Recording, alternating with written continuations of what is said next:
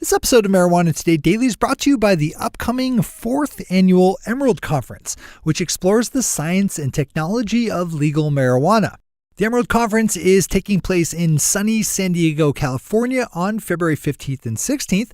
And if you register today using the discount code MJToday50 2018, all one word with no spaces, you'll save $50 off the already affordable registration cost. That's discount code MJToday50 2018 over at theemeraldconference.com. Good morning, Marijuana Nation. It's Wednesday, February 7th, 2018, and you're tuned in to episode 426 of Marijuana Today Daily. I'm your host, Shay Gunther, and I'll be walking you through today's marijuana news and headlines. As always, we have a full and busy day of cannabis news in our hands, so let's jump right into it. Our buddy Tom Angel over at Forbes grabbed our top spot of the day with his story about Trump's Secretary of Treasury Steve Mnuchin's testimony yesterday before House Financial Services Committee, in which he suggests his department was open to the idea of allowing state legal marijuana to have some access to banking services, if only to allow the government to collect taxes without taking in mountains of cash. I've reported on this storyline recently with the Treasury Department's Financial Crimes Enforcement Network, or FinCEN, deliberating over a previously issued guidance document allowing for limited state legal marijuana banking in the wake of U.S. Attorney General Jeff Sessions rescinding the similar Cole memo. During his appearance before the committee, Mnuchin said, quote, "I assure you that we don't want bags of cash. We want to make sure that we can collect our necessary taxes and other things," unquote. The secretary also said that if they were to rescind the FinCEN guidance document, it would not be done without having a replacement plan in place that addresses the pragmatic needs of collecting taxes from legal marijuana. In his testimony yesterday, Secretary Mnuchin also seemed to confirm that FinCEN had not been told about the Cole memo rescinding ahead of its announcement.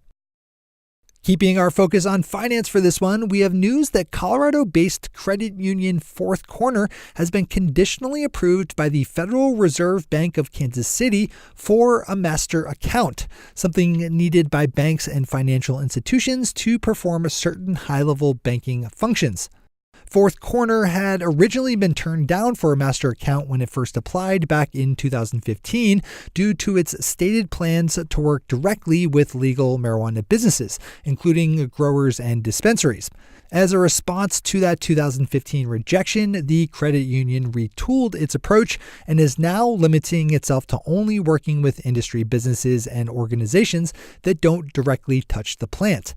Think vaporizer companies and advocacy groups rather than cultivators and processors. Pop over to Marijuana Business Daily for the full read on this one. Our final top story of the day swings us up to Canada, where yesterday Federal Health Minister Jeanette Petitpas-Taylor warned that adult use sales won't likely start for a few months after it's finally legislatively legalized, as the industry will need time to ramp up their operations to be fully compliant with law. While Canada's Liberal government has set July 1st as the goal for rolling out nationwide adult use legalization, Petitpas-Taylor said that a number of provinces, which are each responsible for setting the broad strokes of how they will implement legal cannabis, have said they would need a few months after July 1st to get ready to open up sales. We'll obviously keep a close eye on this one. Those are our top stories for today. It's time for Marijuana Today Daily Headlines Blitz. Before we blitz out on headlines, let's quickly thank our sponsor, the Emerald Conference, which is coming up next week on February 15th and 16th in San Diego, California. The Emerald Conference is a must-attend event for anyone whose business would be improved by having a better handle on the current state of cannabis science and technology.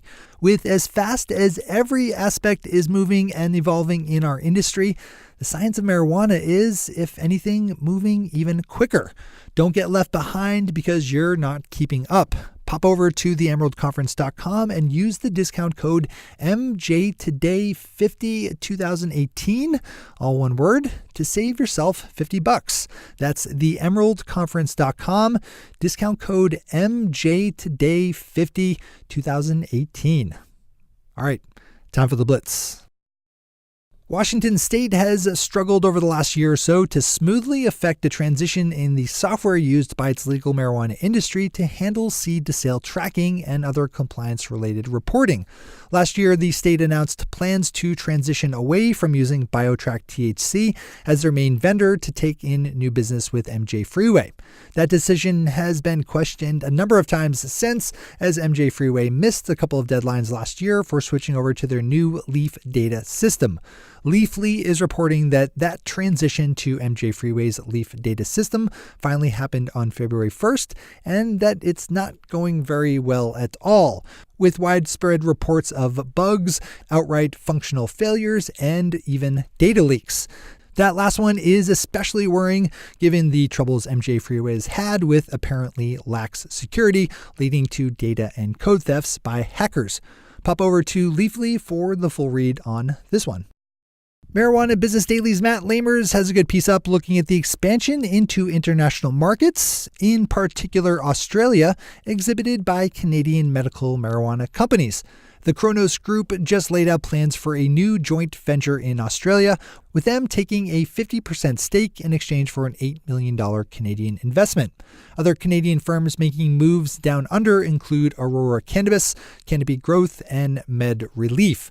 One of the more interesting angles on the story is the Cronos Group's strategy of using Australia as a launching point for future business in Asian markets. Software developer Baker just launched a new service for its clients that include software APIs for over 20 different popular cannabis industry online services like point of sales, product reviews, and digital advertising. Dispensary clients of Baker will be able to use the API service to do things like automatically update their product reviews on Leafly, their inventory and transaction details on point of sales service Greenbits, and their current offerings on real-time advertising platform iChronic. Open up new cannabis ventures to find a link over to Baker for a full list of online services now integrated into their new API package. As always, we have all the news we cover linked to on our website at mjtodaydaily.com and on our Twitter account at MJ Today Daily. Good news out of Chicago, with the number of people arrested for cannabis-related crimes dropping sharply in 2017, falling to just 3,168, which is still 3,168 too many, but nonetheless is a good amount fewer than the 25,350 marijuana arrests made in the city just 10 years ago. Chicago decriminalized marijuana possession in 2012, so it's nice to see that the policy change has seemingly had a real positive effect on the ground. Picking up his second of three headlines today, Tom Angel, this time over at his site Marijuana Moment, covers the blockage of a proposed federal congressional amendment that would prohibit the Department of Justice from spending money going after people following state legal marijuana laws. The amendment was proposed by Colorado Representative Jared Polis and was intended to be tacked onto the spending bill being worked out right now to avoid another Trump government shutdown. But the amendment was blocked this week by a party line vote within the House Rules Committee. Pop over to Marijuana Moment for all the wonky details here. Tom's third headline of the day is a kind of sad look at Attorney General Jeff Sessions, who sounded a little surprised that the world has entirely passed him by in terms of accepting marijuana. Attorney General Sessions spoke last night at an event honoring President Ronald Reagan held by the conservative think tank the Heritage Foundation and said, quote, "We don't think illegal drug use is recreation. Lax enforcement, permissive rhetoric, and the media have undermined the essential need to say no to drug use. Don't start." That's what President Trump said to us the other day in a meeting. What did Nancy Reagan say? Just say no. Don't start this stuff. Unquote. The Attorney General sounded ever so slightly defensive when talking about his recent policy changes, including the rescinding of the Cole memo with, quote, "We're not going to pretend that there's no law against marijuana. There is a federal law against marijuana, and we're not going to pretend marijuana is good for you either. I don't think it is." Unquote. Our final story of the day is an article over on Green Market Report looking at the boost in legal marijuana sales seen this past weekend thanks to the Super Bowl, or Superb Owl, as we like to dad joke around the office here.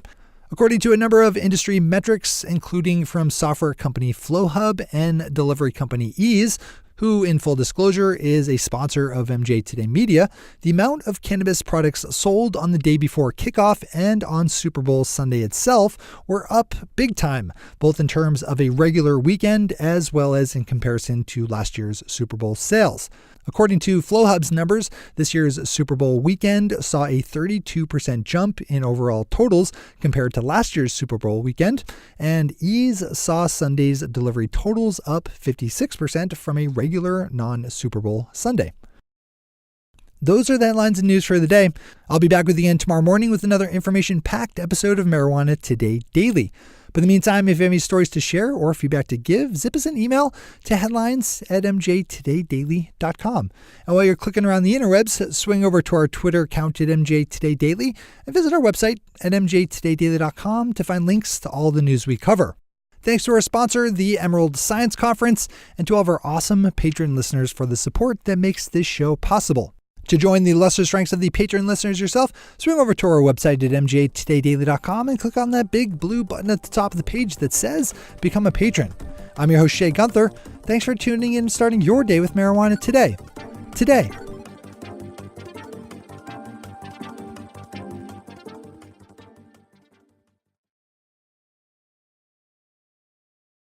One take, Shay. One take.